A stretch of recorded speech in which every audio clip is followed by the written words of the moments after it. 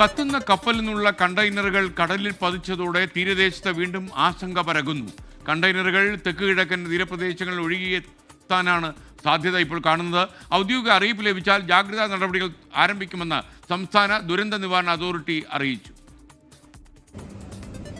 കേരള തീരത്ത് 3 ആഴ്ചക്കിടെ രണ്ടാമത്തെ കപ്പൽ അപകടം. രാസവസ്തുക്കൾ അടങ്ങിയ നിരവധി കണ്ടെയ്നറുകളാണ് ഇത്തവണയും കടലിൽ പതിച്ചത്.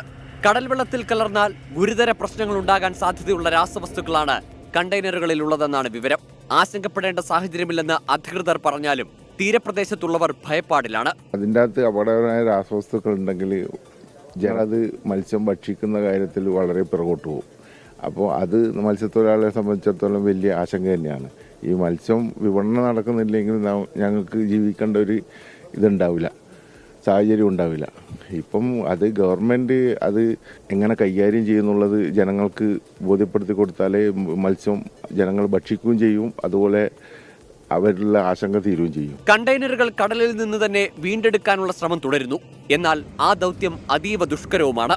കടലിൽ നിന്ന് വീണ്ടെടുക്കാൻ സാധിച്ചില്ലെങ്കിൽ തെക്ക് കിഴക്കൻ മേഖലയിലേക്ക് ഇവ ഒഴുകിയെത്തും. അതായത് എറണാകുളം, തൃശൂർ ജില്ലകളിലെ തീരപ്രദേശങ്ങളിൽ കണ്ടെയ്നറുകൾ കരയ്ക്കടിയാനാണ് സാധ്യത.